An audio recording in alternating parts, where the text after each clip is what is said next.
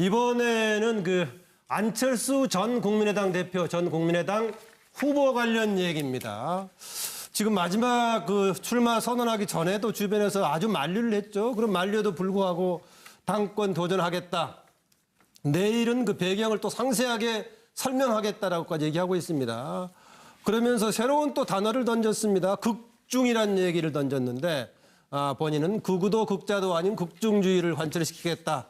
그리고 안중근 의사의 심정, 두만강을 건너서 독립운동을 하고 한국을 벗어났던 안중근 의사의 심정으로 또 선당 의사의 마음으로 했다라는 것인데 그 말이 모두 타당한지는 모르겠습니다. 과연 안중근 의사하고 빗대는 게 적절한 건지 선당 의사의 심정이 맞는 건지 여러 가지 얘기하고 있는데요. 반응은 대체로 좋은 쪽보다는 현재로서는 비판적인 반응이 많이 소개되고 있습니다. 먼저 당권 도전을 선언했던 천정배 정동영 의원, 안철수 당 살릴 수 없다 나섰다고 해서 그러면은 천정배 의원과 정동영 의원은 살릴 수 있는가? 이것도 물론 제기해 볼 수 있겠습니다만은 어쨌든 그렇게 답을 얘기하고 있습니다. 동교동계 사람들, 동교동계라고 말하지만 제가 봤을 때 동교동계라고 얘기하는 현역 의원들은 별로 없습니다. 원로 예당되는 분들인데 과연 정치적인 영향력이 있나 알 수는 없지만은 탈당 논란이 한때 있었습니다. 그래서 탈당을 하지 않겠다. 안철수 의원을 오히려 출당시켜야 된다 이런 얘기하고 있는데 제가 보기에 그렇게 비중 있는 얘기는 아닌 것 같습니다. 왜냐하면은 다 거의 은퇴급에 해당되는 분들이 활동인데 과연 얼마나 대중적인 영향력이 있나 모르겠습니다. 지금 출마를 반대했던 반대 그룹들이 내일 회동한다. 과연 거기서 어떤 결론이 나올지 모르겠습니다. 안철수 전 대표의 측근들에서는 이후에 바른정당과의 연대는 여러 가지 방식이 있겠죠. 공동정선을 펼치는 방법도 있겠고 보다 적극적으로 통합하는 방식도 있겠는데 이 길로 가는 것 아니냐라는 해석들이 상당히 많이 나오고 있습니다. 이게 나오다 보니까 정계재편 관련해서 그러면은 국민의당이 전체라든가 아니면 일부가 혹시 더불어민주당과의 통합의 여러 가지 시나리오를 갖고 있는 거 아니냐라는 질문들을 던졌을 때 더불어민주당의 주요 인사들은 실익도 없다, 갈 가능성이 없다 이렇게 얘기를 하고 있는데요. 여러 가지 지금 논쟁점을 던지고 있습니다. 과연 안철수 전 후보의 개인의 입장에서는 바람직한 선택인가? 또 이게 국민의당의 진로에 도움이 되는 쪽인가? 한국 정치 발전에 어떤 역할을 할 수 있을 것인가? 좀 던져볼 수가 있을 것인데요. 이런저런 생각을 좀 해보시고요. 그동안의 자료를 좀 더 보겠습니다. 앞으로 모든 것을 내려놓고 깊은 반성과 성찰의 시간을 가지겠습니다. 정치인으로 살아온 지난 5년 동안의 시간을 뿌리까지 다시 돌아보겠습니다. 원점에서 제 정치 인생을 돌아보며 자숙과 성찰의 시간을 갖겠습니다.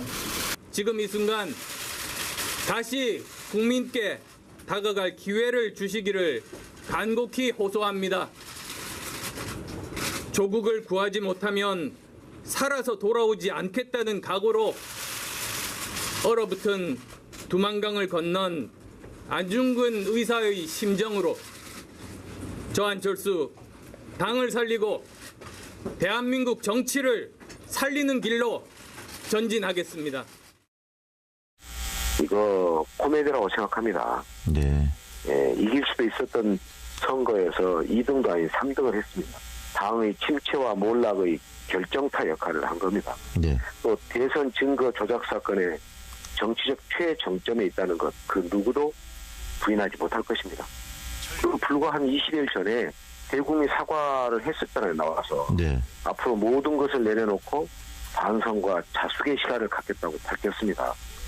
당을 분란과 갈등의 수렁으로 빠뜨리게 하는 겁니다.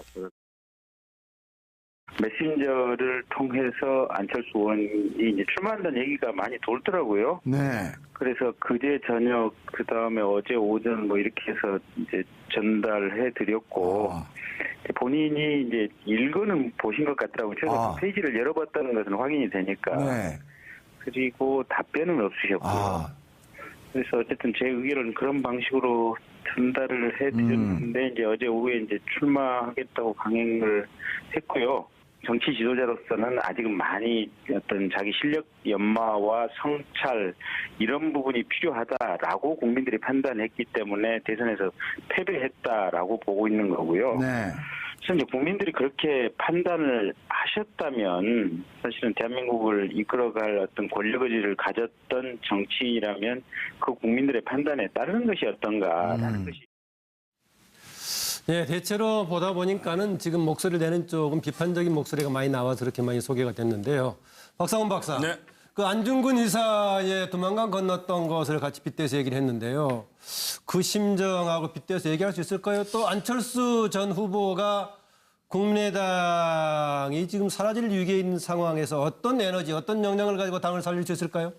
우선 뭐 이게 이제 그 개인의 정치 공학적 고려를 조국을 구하려고 그 두만강을 넘은 안중근 의사와 빗대는 것은 뭐 고인이 되신 안중근 의사에 대한 모욕이죠, 사실은. 아, 뭐 성은 안 씨니까 같은 집안이 어디를 따져봐더라도 이번 안철수 전 대표가 당대표직에 나가겠다는 것이 그런 어떤 뭐 전체 조국까지는 아니더라도 당 네. 전체를 위한다는 마음이 있다라고 하는 것도 좀 약간 경강부회 같은 느낌이 있고 아하. 우선 제가 좀 관심 가는 대목은 저도 정치학을 전공을 했는데 극중주의는 저는 과문한지 모르지만 처음 들어봅니다.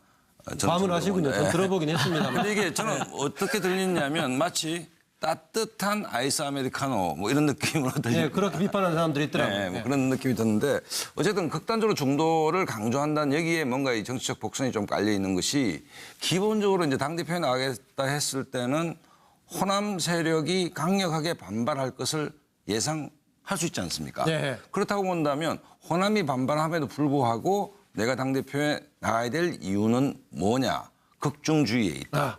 쉽게 말해서 자기의 새로운 정치 또 국민의당이 호남과 수도권으로 양분돼 있다고 봤을 때 네. 호남을 버리더라도 수도권 어떤 중도 쪽에서 터전을 잡지 않는다면 내 정치적 미래가 없을 것 같다는 절박감이 이제 이게 작용한 것 같은데 네. 우리가 통상의 정치 문법이 있지 않습니까? 통상 대통령 선거에 패배하면 좀 장기간 자명을 하고 그다음에 이제 그 정권 후반기에 들어서 이제 어떤 명분을 가지고 이제 복귀를 한 수순인데 어쨌든 굉장히 짧은 80여일 만에 이제 복귀 선언을 했습니다. 더더군다나 이제 이준서, 이유미 두 사람의 제보조작 사건에 대해서 대국민 사과를 한 지 한 20여일 만에 이제 복귀 선언을 했는데 또 재미있는 통계가 있습니다. 안철수 대표가 역대 대선 패배하신 분 가운데 가장 빠르게 복귀한 게 아닌가라고 자료를 찾아보니까 네. 애석하게도 2등입니다. 1등은 홍준표 대표가 40여일 만에 복귀를 하는 경우가 있는데 어쨌든 뭐 지금 국민의당 내부가 시끌시끌한데 정치적 그 상괴에서는 상당히 이탈된 판단인데 본인으로서는 뭐 승부수를 던진 게 아닌가 이런 생각이 듭니다. 네, 극중주의 얘기에 관해서 이정근 실장이 좀 더 얘기하겠다. 원래 극중주의의 경우에는 좌우를 비판하면서 중도를 얘기했던 것이 또 거기에 너무 고집하다 보니까 또 하나의 극단이 아니냐라고 원래는 좀 익스트림 센터 해가지고 비판적으로 썼던 용어인데 그렇죠. 그런데 보니까는 안철수 전 대표는 오히려 적극적인 이념으로 제시를 했어요. 그렇죠. 그러니까 이게 지금 사실 안철수 전 대표의 조급함이 좀 엿보이는 대목이 아니냐. 왜 조급하냐를 여러 가지로 뭐 설명을 해주셨지만 저는 또 문재인 대통령에 대한 좀 경쟁심 이런 것이 굉장히 좀 그 안철수 대표한테 좀 있어 보여요. 예. 그동안의 어떤 두 분의 좀 은원을 이렇게 쭉 보면 그러니까 문재인 대통령이 지금 사실은 극단적으로 우쪽이거나 극단적으로 좌쪽에 있지 않거든요. 네. 그렇기 때문에 사실 70% 이상의 어떤 지지율이 계속 모이고 있는 것인데 그 점에 있어서 극중주의라는 어떤 좀 새로운 어떤 용어, 어떤 의미에서는 좀 낯선 용어를 지금 말씀을 하셨단 말이죠. 그런데 저는 이 극자라는 걸 보면 네. 되게 극단이라고 두 분 다 말씀하셨지만 극단이란 건 치우친다는 얘기거든요. 한쪽으로 치우친다. 그랬을 때 이제 극단이라는 말을 쓰고 극단을 줄여서 한 글자로 사실 극이라는 말을 씁니다. 그러면 극이라는 말의 당긴 의미는 치우친다는 뜻인데 네. 그다음에 우자를 붙이든 좌자를 붙이든 어느 쪽엔가 치우친다는 뜻입니다. 그런데 치우치지 아니함이 바로 중용이나 중도를 뜻하는 거예요. 네. 그러니까 극이란 말의 반대가 사실은 중입니다. 그러니까 중이 극이라는 네. 말과 붙을 수는 없는 거거든요. 극단적으로 가운데 있겠다라는 것은 가운데라는 곳을 바로 좌와 우처는 하나의 어떤 지표로 삼는 것인데 네. 가운데 있다는 것은 무슨 뜻이냐면 우나 좌우로 치우치지 않는 네. 실용적인 어떤 어디든 사실은 균형을 잡아서 갈 수 있다는 뜻이지 네. 가운데 끝까지 있겠다. 이게 중용이나 중도가 아니거든요. 네. 그래서 사실은 너무 급하게 정치 철학적인 어떤 의미도 너무 급하게 그걸 만들어서 네. 급하게 나오니까 사실은 의미 자체가 그렇게 전달력이 있는 네. 의미가 안 됐다라고 보였습니다. 그 얘기하신 대로 그 중도라고 했을 경우에는 뭐 좌우의 이념의 중앙에 있는 것을 얘기하는 것처럼 들리기도 하지만은 중용이라고 확장했을 때는 태도에 있어 상당히 포용력을 가진 그런 태도를 얘기하는 거 아니겠습니까? 뭐 철학가 출신 우리 그 양재열 변호사. 그러게요. 이제 저는 국민의당 당원분들이 왜 저렇게 반대를 할까를 네. 좀 생각을 하고 있었어요. 근데 보면 일단 안철수 지금 전 대표이고 또 전 후보이고 어쨌든 20% 넘는 지지를 끌어냈었고 하기 때문에 국민의당 입장에서는 그래도 지금 3년 남은 총선, 뭐 지방자치단체 선거는 내년에 있지만 3년 남은 총선도 있고 또 다음 대선도 있고 하기 때문에 안철수 카드를 아예 버릴 생각은 안 했을 것으로 보입니다. 네. 그 상황이 바뀌면 얼마든지 안철수라는 정치인을 다시 중용시킬 만한 그런 계기도 있었을 텐데 네. 지금 상황은 사실은 특히 호남 분들 같은 경우에는 문재인 대통령이 호남 끌어안기를 너무나 잘하고 계시거든요. 네. 지금 상황에서는. 사실 뭐 호남 중심의 어떤 인선도 그랬었고 5.18로 광주를 찾았을 때도 희생자 그 자녀를 끌어안아주는 모습부터 시작해서 저는 그 모습 보면서 국민의당 앞으로 어떻게 하나라는 생각이 들 정도였는데 지금 같은 경우 국민의당 입장에서는 어떻게 보면은 그런 부분들을 극복 내지는 그런 부분들을 어떻게 잘해서 자기 세력을 끌 것인가를 고민하고 있었을 때 안철수라는 카드는 너무 각이 선명하게 드러나는 카드라서 예. 그분이 나서는 것이 국민의당 입장에서는 도움이 안 될 거라는 생각들을 많이 하실 것 같아요. 특히 호남 의원 출신으로서. 그래서 아마도 굉장히 힘들 상황인데 그럼에도 불구하고 혹시라도 자신이 잊혀질까 봐 그런 어떤 그 국민의당의 움직임 때문에 그게 나중에 자기가 완전히 치우쳐질까 봐 그거를 못 견뎌한 게 아닌가 싶어요. 그 조급함이. 예, 안철수 전 대표 측근 중에서는 이대로 뒀으면 혹시 또 호남 출신 대표가 당 대표로 뽑히다 보면은 이게 다시 또 지역당으로 돼가지고 원래 가고자 했던 안철수 전 대표의 방향으로 못 가는 거 아니냐 이런 문제를 제기하기도 합니다. 혹시 자료가 있나 모르겠습니다만은요. 현재 형당 구도에서 지역 출신이 어떤 의미를 갖는가 모르겠는데요. 의미를 부여해야 될지 말아야 될지 모르겠는데 현재 원내 진출해 있는 5당이요. 국민의당을 빼고 나머지 당은 모두가 대표가 영남 출신입니다. 현재 만약에 국민의당에서도 안철수 전 대표가 될지 안 될지 모르겠지만은 그러면 원내 진출한 5개 당의 대표가 모두 영남 출신이 되는 셈인데 여기서 국민의당에서 호남 대표가 뽑히면은 당이 몰락한다. 이것을 어떻게 해석해야 될지 모르겠습니다. 어느 분 얘기하실래요? 제가 네, 저기 뭐 정기환 실장. 저는 이제 안철수라는 정치인이 살아 있음으로써 우리 정치의 백화나를 막고 어느 정도 균형추 또는 평행수 역할을 저는 한다고 봅니다. 네. 뭐 그것은 이제 안철수라는 존재 자체가 갖고 있는 우리 정치적 의미라고 저는 보는데 지금 현재 안철수 후보는 당 걱정할 게 아니라 본인에게 어떤 시점이라는 게 저는 제일 중요하다고 봅니다. 결국 대선 실패에 대한 책임을 져야 되는 시점이죠. 책임을 지는 시점에 우리 당이 앞으로 어떻게 될지 모르기 때문에 현실적인 선택을 하는 것은 길게 보면 그것이 결국 악수가 될 수밖에 없다. 본인이 이런 말씀하셨습니다. 이번에 이제 전당대 출마 선언을 하면서 내가 정말 대권을 원한다면 이런 선택을 하지 않을 건데 정말 당을 위해서 이 선택을 한다고 했지 않습니까? 저는 정반대의 생각을 가지고 있습니다. 정말 대권을 생각하면 이번에 나오시면 안 되는 것이죠. 그리고 누군가 당을 맡아서 폭망하지 않습니까? 그때는 정말 안철수라는 사람 자체가 우리 이 정치에서 필요한 부분이 있습니다. 그때는 누가 원합니까? 의원들이 원할 것이고 당원들이 원할 것이고 국민들이 본인의 출사표를 원할 것인데 그때까지 왜 못 기다리느냐.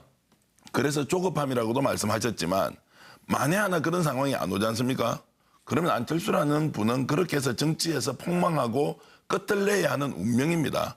그 운명을 운명처럼 받아들이지 못하는 상황에서 본인 아니면 이 당을 이끌어갈 수 없다고 생각하는 순간 국민의당의 미래는 더욱더 없어진다. 그리고 안중근이라는 우리 역사적 인물을 누가 비유의 대상으로 저렇게 선정해 주었습니까? 비서가 했을까요? 본인이 했을까요? 어떤 경우에도 정치인은 행위를 할 때 명분이 있어야 합니다. 남들이 봤을 때 상식적으로 좀 받아들이는 분과 비유를 해야 되죠. 국민이 원하고 당원이 원하고 의원들이 여러 같은 성원을 하는데 치과에 있던 안철수가 몇 년 만에 나오는 상황이면 안중근 의사의 저런 정신을 본받겠다고 했을 때 감동을 주지만 지금은 느닷없 없습니다.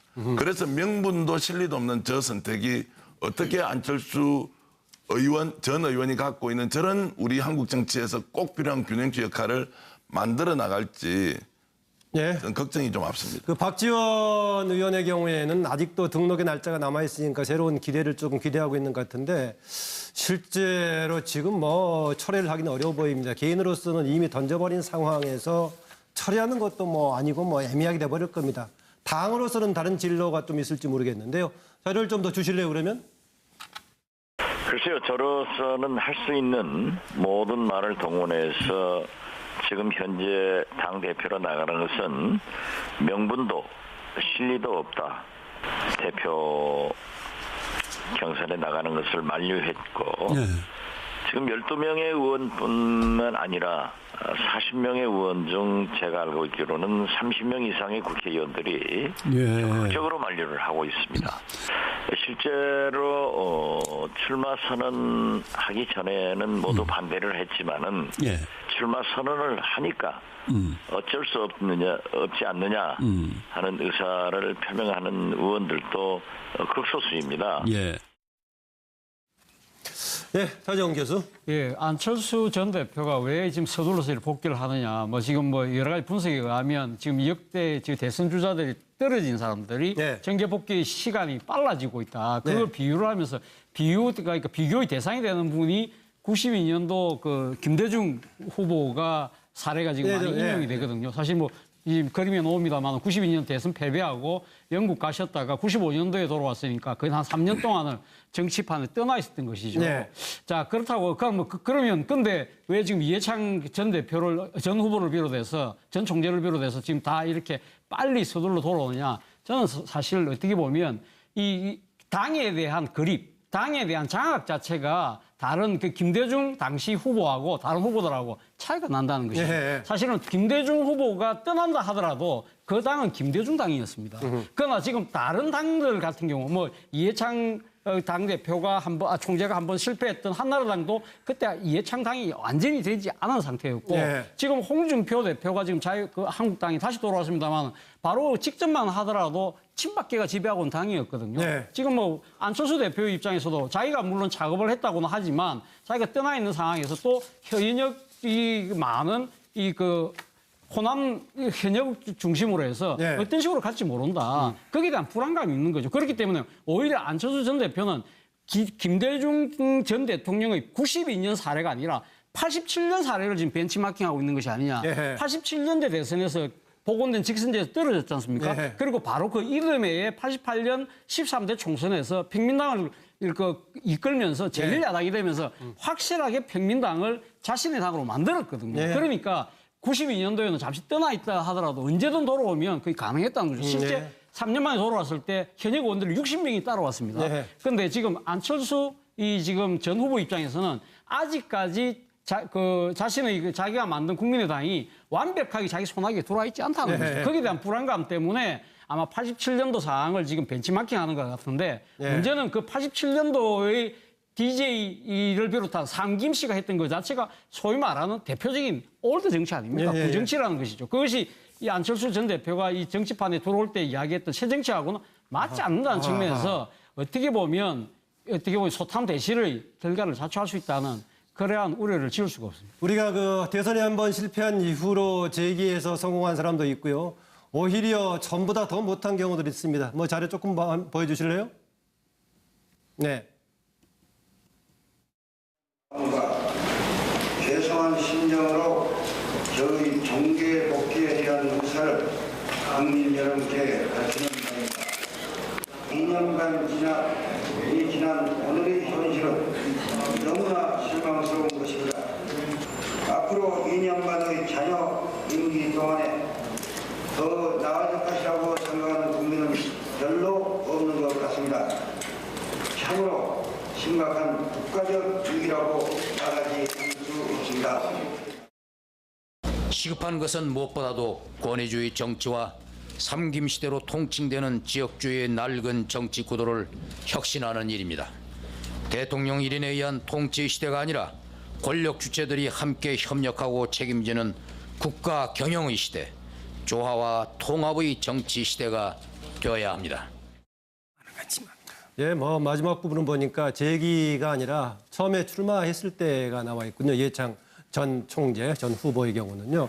그런데요, 이렇게 나왔을 때 재기를 통해서 다시 성공하는 케이스가 있는가 하면 오히려 이후에도 득표를 못했던 케이스가 있습니다. 대표적으로 3등했던 게 이인재 후보가 97년 대선에서 19.2% 상당히 얻고 3등을 했었는데요. 다음에 10년 뒤에 출마했을 때는요. 0.7%밖에 득표를 못한 경우도 있습니다. 근데 어떤 경우에 상황이 다릅니다. 지금 문재인 현 대통령 얘기가 나옵니다마는 문재인 당시 2012년 패배한 후에 해단식에서 12월 20일 날 나의 꿈은 접는다. 더 새로운 후보가 나와서 다음에 이어주기를 바란다라고 이제 불출마 선언을 비슷하게 했는데 1년 만에 끝이 시작이다 해가지고 다시 출마 선언을 했죠. 여러 가지 과정이 있는데요. 우선 안철수 전 대표의 경우는 홍준표 대표와 마찬가지로 국회의 원내직을 갖고 있지 않기 때문에 여러 가지 어려운 점이 있긴 할 겁니다. 오랫동안 많이 기다렸습니다. 차명진 전 의원. 그 정치인의 정치 행위에 대해서 이제 많은 분들이 이제 이렇게 보면 결과론적으로 해석을 많이 해요. 그래서 과거 사례를 예를 들어서 뭐 DJ 같은 경우에 뭐 등등. 그런데 DJ조차 김영삼조차 그 당시의 상황에서 필요하다 안 하다 이런 계산으로 행동하는 겁니다. 그러니까 당시 DJ가 은퇴했을 때도 이게 이제 YS한테 이 경쟁자인 YS한테 깨지면서 일정하게 물러나 있는 게 필요하다 이렇게 판단했기 때문에 한 거지. 그것을 2년 후에 내가 복귀할 것이다. 그래서 지금부터 일단 빠졌다가 다시 복귀하겠다. 이런 계산으로 하지 않는 거거든요. 그러니까 지금 안철수 대표 같은 경우에도 이제 많은 분들이 다른 사람들 뭐 그전에 정치인들 보니까 나중에 복귀하면은 도움이 될 텐데 왜 벌써 하느냐 이렇게 얘기하시는데 그렇게 생각해서 사실은 또 이 후퇴했다가 다시 늦게 복귀하려다가 실패한 사람도 꽤 있어요. 네. 손학규 대표 같이 그렇죠. 그래서 요지는 뭐냐 그 당시에 어떤 상황 판단 이것이 중요합니다. 근데 지금 상황 판단이 제가 볼 때는 안철수 대표 같은 경우에는 복귀할 수밖에 없는 상황이에요. 네. 자신의 어떤 둥지인 국민의당이 특히 그 주력인 현역 의원들, 호남 의원들이 상당히 민주당에 흡수될 위기에 처해 있단 말이에요. 그런가요? 본인이 그런 상황을 충분히 타진했을 거란 말입니다. 그리고 또 하나는 두 번째는 자기가 지난번에 양쪽 중도와 호남 다 쥐려고 했더니 호남은 중도가 아닌가요? 어떤가요? 호남 중에서도 중도만 온 거죠. 그러니까 호남 전체가 아니라. 그러니까 구분이 안 되죠. 사실은 그러니 현재로서는. 그러니까 일정하게 이제 우리가 그 두 가지 개념을 같이 섞잖아요. 그러니까 호남 중에서 중도가 국민의당을 지지하고 있다라고 한다면 두 개가 중첩되는 거 아닌가요? 예, 들어보세요. 그러니까 호남에서 한 20%, 30% 가까이가 안철수 후보를 지지했고 나머지는 이제 20%대 초중반이란 말이에요. 그러니까 호남에서도 지지한 분들이 있어요. 그런데 이제 호남 전체는 아죠. 그러니까 일정하게 이제 중도라고 볼 수 있는 거예요. 호남에서도 그런 분들이 이제 안철수 후보를 지지했는데 그러니까 지금 호남에 있는 의원들이 전부 다 민주당에 흡수되면은 자기가 갖고 있었던 기반인 중도가 흩어질 위험이 있는 거예요. 이제 그런 위험 때문에 하나 있는 거고 또 하나 이게 중요한데 아마 안철수 후보가 제가 볼 때는 이런 거예요. 홍준표 대표의 복귀를 보면서 자기가 아마 여러 가지 생각을 했을 거예요. 그래서 홍준표 대표가 저렇게 조기에 복귀하는 이유는 첫째, 나중에 늦게 복귀했다가는 아예 자기 존재의 의미가 없어질 위험도 있고 생각보다는 이거는 이제 제 해석입니다. 생각보다는 문재인 대통령이 다음 지방선거 때쯤 빠질 수 있다. 따라서 문재인 대통령을 지지하는 분들이 자기한테 올 수 있다. 라는 계산을 저는 하지 않았을까. 그래서 그런 두 가지 측면에서 아마 조기 복귀를 한 것 아닌가라고 생각하고 그런 의미에서 저는 뭐 많은 분들이 이게 왜 벌써 해가지고 나중에 욕먹으려고 그러니까라고 얘기하는 것에 대해서 저는 동의하지 않아요. 차명진 전 의원 얘기를 들으면 안철수 전 후보가 상당히 힘을 받겠네요. 박상원 박사 얘기할 게 있다. 우리가 아까 DJ 이회창 이런 얘기 했는데 우리가 큰 정치인 작은 정치인 얘기했을 때 큰 정치인은 대체로 그러니까 모든 정치인은 정치공학적으로 자기 이익을 생각할 수밖에 없죠. 그런데 그 자기 이익과 나라의 이익이 합치된다면 그 정치는 굉장히 큰 정치가 안 되겠습니까? 나라의 이익까지는 안 가더라도 최소한 내가 속한 당의 이익과 합치된다면 큰 정치는 아니더라도 중치 정도는 되겠죠. 그러면 안철수 대표도 물론 자신의 정치적 이해를 고려해서 승부수를 던진 것인데 이게 과연 나라를 위한 거 안중근 얘기했는데 나라를 위한 것은 아닌 건 분명한 것 같고 그럼 본인이 생각한 당을 위한 것이냐. 그 부분도 당내 반발이 지금 아무리 호남이라 하더라도 뭐 40명 의원 중에 30명이 반대하고 있다 이런 것 아닙니까? 그러면 나라의 이익도 당의 이익도 아니다. 그러면 이 두 가지와 관계없이 나만의 이익을 위해서 나온다라고 했을 때 그것을 큰 정치라고 볼 수는 없죠. 그런 측면에서 봤을 때는 이번 판단은 제 개인적으로 봤을 때 굉장히 좀 서둔감 있고 매사 어떤 일이든지 서두르면 동티가 납니다, 사실은. 그다음에 내공이라는 것이 우리가 그 프로기사들 바둑을 2시간 두더라도 복귀를 한 서너 시간 하거든요. 이든지든 충분한 복귀의 시간을 가졌을 때 실패의 원인이 규명되는 것이고 마음도 연결하는 것인데 뭐 어떤 측면에서 보더라도 지나치게 좀 빨랐다라는 느낌은 있습니다. 그런데 결국은 이것이 국민의당과 국민의당 주변 사람들 이후에 이제 8월 27일 전당대 경선 과정을 통해 결정될 문제니까요. 만약에 국민의당에서 바람직하지 않다라고 판단한다면은 다른 사람을 당선시키면 되겠죠. 그런데 이걸 가지고 당선 여부를 두고 처음에는 문제를 제기할 수 있을 것입니다.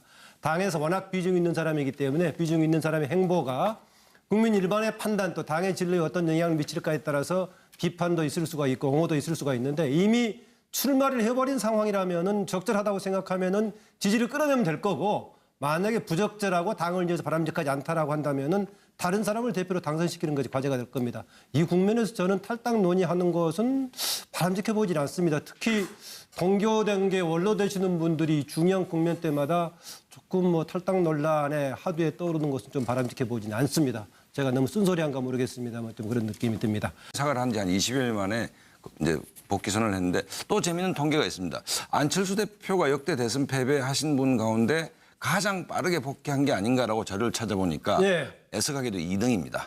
1등은 홍준표 대표가 40여일 만에 복귀를 하는 경우가 있는데 어쨌든 뭐 지금 국민의당 내부가 시끌시끌한데 정치적 그 상괴에서는 상당히 이탈된 판단인데 본인으로서는 뭐 승부수를 던진 게 아닌가 이런 생각이 듭니다.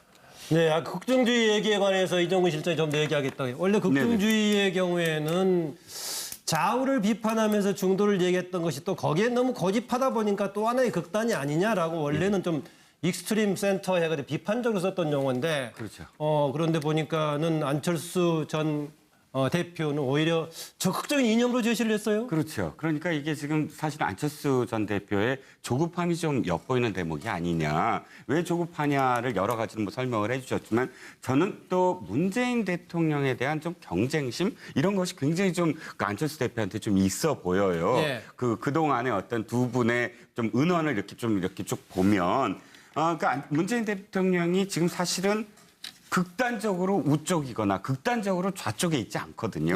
그렇기 때문에 사실 70% 이상의 어떤 지지율이 계속 모이고 있는 것인데 그 점에 있어서 극중주의라는 어떤 좀 새로운 어떤 용어, 어떤 의미에서는 좀 낯선 용어를 지금 말씀을 하셨단 말이죠. 그런데 저는 이 극자라는 걸 보면 되게 극단이라고 두 분 다 말씀하셨지만 극단이란 건 치우친다는 얘기거든요. 한쪽으로 치우친다. 그랬을 때 이제 극단이라는 말을 쓰고 극단을 줄여서 한 글자로 사실 극이라는 말을 씁니다. 그러면 극이라는 말의 당긴 의미는 치우친다는 뜻인데 그다음에 우자를 붙이든 좌자를 붙이든 어느 쪽엔가 치우친다는 뜻입니다. 그런데 치우치지 아니함이 바로 중용이나 중도를 뜻하는 거예요. 그러니까 극이란 말의 반대가 사실은 중입니다. 그러니까 중이 극이라는 말과 붙을 수는 없는 거거든요. 극단적으로 가운데 있겠다라는 것은 가운데라는 곳을 바로 좌와 우처는 하나의 어떤 지표로 삼는 것인데 가운데 있다는 것은 무슨 뜻이냐면 우나 좌우로 치우치지 않는 실용적인 어떤 어디든 사실은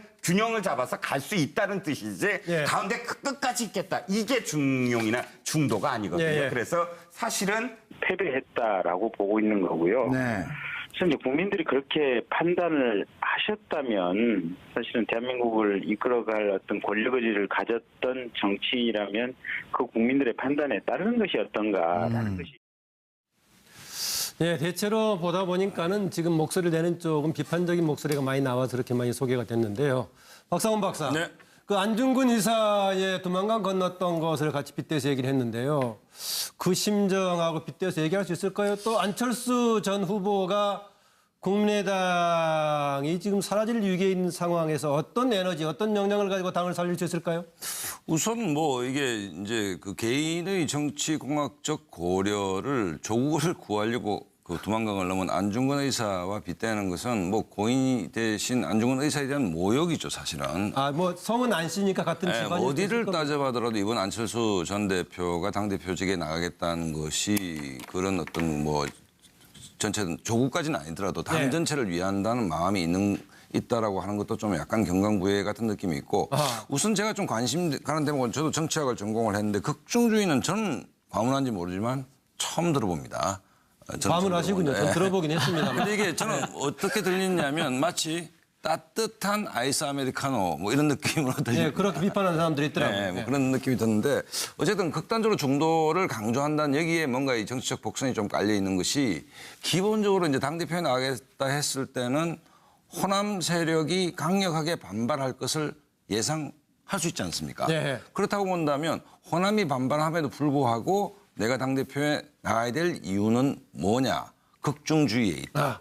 쉽게 말해서 자기의 새로운 정치 또 국민의당이 호남과 수도권으로 양분돼 있다고 봤을 때 호남을 버리더라도 수도권 어떤 중도 쪽에서 터전을 잡지 않는다면 내 정치적 미래가 없을 것 같다는 절박감이 이제 이게 작용한 것 같은데 우리가 통상의 정치 문법이 있지 않습니까? 통상 대통령 선거에 패배하면 좀 장기간 자명을 하고 그다음에 이제 그 정권 후반기에 들어서 이제 어떤 명분을 가지고 이제 복귀를 한 수순인데 어쨌든 굉장히 짧은 80여일 만에 이제 복귀 선언을 했습니다.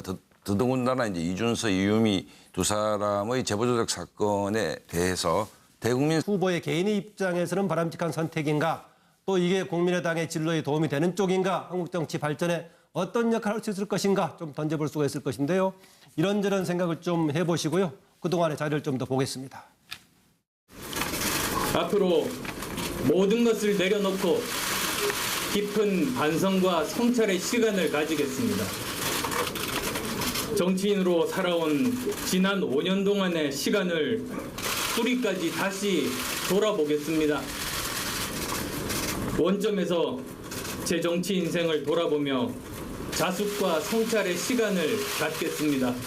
지금 이 순간 다시 국민께 다가갈 기회를 주시기를 간곡히 호소합니다. 조국을 구하지 못하면 살아서 돌아오지 않겠다는 각오로 얼어붙은 두만강을 건넌 안중근 의사의 심정으로 저 안철수 당을 살리고 대한민국 정치를 살리는 길로 전진하겠습니다. 이거 코미디라고 생각합니다. 이길 수도 있었던 선거에서 2등도 아닌 3등을 했습니다. 당의 침체와 몰락의 결정타 역할을 한 겁니다. 또 대선 증거 조작 사건의 정치적 최정점에 있다는 것, 그 누구도 부인하지 못할 것입니다. 그리고 불과 한 20일 전에 대국민 사과를 했었잖아요, 나와서. 앞으로 모든 것을 내려놓고 반성과 자숙의 시간을 갖겠다고 밝혔습니다. 당을 분란과 갈등의 수렁으로 빠뜨리게 하는 겁니다. 메신저를 통해서 안철수 의원이 이제 출마한다는 얘기가 많이 돌더라고요. 그래서 그제 저녁, 그 다음에 어제 오전 뭐 이렇게 해서 이제 전달해 드렸고, 본인이 이제 읽어는 보신 것 같더라고요. 제가 페이지를 열어봤다는 것은 확인이 되니까. 그리고 답변은 없으셨고요. 그래서 어쨌든 제 의견은 그런 방식으로 전달을 해드렸는데 이제 어제 오후에 이제 출마하겠다고 강행을 했고요. 정치 지도자로서는 아직은 많이 어떤 자기 실력 연마와 성찰 이런 부분이 필요하다라고 국민들이 판단했기 때문에 대선에서 너무 급하게 정치 철학적인 어떤 의미도 너무 급하게 그걸 만들어서 급하게 나오니까 사실은 의미 자체가 그렇게 전달력이 있는 의미가 안 됐다라고 보였습니다. 그 얘기하신 대로 그 중도라고 했을 경우에는 뭐 좌우의 이념의 중앙에 있는 것을 얘기하는 것처럼 들리기도 하지만은 중용이라고 확장했을 때는 태도에 있어 상당히 포용력을 가진 그런 태도를 얘기하는 거 아니겠습니까? 철학가 출신 우리 그 양재열 변호사. 그러게요. 이제 저는 국민의당 당원분들이 왜 저렇게 반대를 할까 좀 생각을 하고 있었어요. 근데 보면 일단 안철수 지금 전 대표이고 또 전 후보이고 어쨌든 20% 넘는 지지를 끌어냈었고 하기 때문에 국민의당 입장에서는 그래도 지금 3년 남은 총선, 뭐 지방자치단체 선거는 내년에 있지만 3년 남은 총선도 있고 또 다음 대권도 대선도 있고 하기 때문에 안철수 카드를 아예 버릴 생각은 안 했을 것으로 보입니다. 네. 그 상황이 바뀌면 얼마든지 안철수라는 정치인을 다시 중용시킬 만한 그런 계기도 있었을 텐데 네. 지금 상황은 사실은 특히 호남 분들 같은 경우에는 문재인 대통령이 호남 끌어안기를 너무나 잘하고 계시거든요. 네. 지금 상황에서는. 사실 뭐 호남 중심의 어떤 인선도 그랬었고 5.18로 광주를 찾았을 때도 희생자 그 자녀를 끌어안아주는 모습부터 시작해서 저는 그 모습 보면서 국민의당 앞으로 어떻게 하나라는 생각이 들 정도였는데 지금 같은 경우 국민의당 입장에서는 어떻게 보면은 그런 부분들을 극복 내지는 그런 부분들을 어떻게 잘해서 자기 세력을 끌 것인가를 고민하고 있었을 때 안철수라는 카드는 너무 각이 선명하게 드러나는 카드라서 그분이 나서는 것이 국민의당 입장에서는 도움이 안 될 거라는 생각들을 많이 하실 것 같아요. 특히 호남 의원 출신으로서. 그래서 아마도 굉장히 힘들 상황인데 그럼에도 불구하고 혹시라도 자신이 잊혀질까 봐 그런 어떤 그 국민의당의 움직임 때문에 그게 나중에 자기가 완전히 치우쳐질까 봐 그거를 못 견뎌한 게 아닌가 싶어요. 그 조급함이. 안철수 전 대표 측근 중에서는 이대로 뒀으면 혹시 또 호남 출신 대표가 당 대표로 뽑히다 보면은 이게 다시 또 지역당으로 돼가지고 원래 가고자 했던 안철수 전 대표의 방향으로 못 가는 거 아니냐 이런 문제를 제기하기도 합니다. 혹시 자료가 있나 모르겠습니다만은요. 현재 형당 구도에서 지역 출신이 어떤 의미를 갖는가 모르겠는데요. 의미를 부여해야 될지 말아야 될지 모르겠는데 현재 원내 진출해 있는 5당이요. 국민의당을 빼고 나머지 당은 모두 이번에는 그 안철수 전 국민의당 대표, 전 국민의당 후보 관련 얘기입니다. 지금 마지막 그 출마 선언하기 전에도 주변에서 아주 만류를 했죠. 그럼 만류에도 불구하고 당권 도전하겠다. 내일은 그 배경을 또 상세하게 설명하겠다라고까지 얘기하고 있습니다. 그러면서 새로운 또 단어를 던졌습니다. 극중이라는 얘기를 던졌는데 본인은 극우도 극자도 아닌 극중주의를 관철시키겠다. 그리고 안중근 의사의 심정, 두만강을 건너서 독립운동을 하고 한국을 벗어났던 안중근 의사의 심정으로 또 선당 의사의 마음으로 했다라는 것인데 그 말이 모두 타당한지는 모르겠습니다. 과연 안중근 의사하고 빗대는 게 적절한 건지 선당 의사의 심정이 맞는 건지 여러 가지 얘기하고 있는데요. 반응은 대체로 좋은 쪽보다는 현재로서는 비판적인 반응이 많이 소개되고 있습니다. 먼저 당권 도전을 선언했던 천정배 정동영 의원, 안철수 당 살릴 수 없다 나섰다고 해서 그러면은 천정배 의원과 정동영 의원은 살릴 수 있는가? 이것도 물론 제기해 볼 수 있겠습니다만은 어쨌든 그렇게 답을 얘기하고 있습니다. 동교동계 사람들, 동교동계라고 말하지만 제가 봤을 때 동교동계라고 얘기하는 현역 의원들은 별로 없습니다. 원로 예당되는 분들인데 과연 정치적인 영향력이 있나 알 수는 없지만은 탈당 논란이 한때 있었습니다. 그래서 탈당을 하지 않겠다. 안철수 의원을 오히려 출당시켜야 된다 이런 얘기하고 있는데 제가 보기에 그렇게 비중 있는 얘기는 아닌 것 같습니다. 왜냐하면은 다 거의 은퇴급에 해당되는 분들의 활동인데 과연 얼마나 대중적인 영향력이 있나 모르겠습니다. 지금 출마를 반대했던 반대 그룹들이 내일 회동한다. 과연 거기서 어떤 결론이 나올지 모르겠습니다. 안철수 전 대표의 측근들에서는 이후에 바른정당과의 연대는 여러 가지 방식이 있겠죠. 공동정선을 펼치는 방법도 있겠고 보다 적극적으로 통합하는 방식도 있겠는데 이 길로 가는 것 아니냐라는 해석들이 상당히 많이 나오고 있습니다. 이게 나오다 보니까 정계재편 관련해서 그러면은 국민의당이 전체라든가 아니면 일부가 혹시 더불어민주당과의 통합의 여러 가지 시나리오를 갖고 있는 거 아니냐라는 질문들을 던졌을 때 더불어민주당의 주요 인사들은 실익도 없다, 갈 가능성이 없다 이렇게 얘기를 하고 있는데요. 여러 가지 지금 논쟁점을 던지고 있습니다. 과연 안철수 전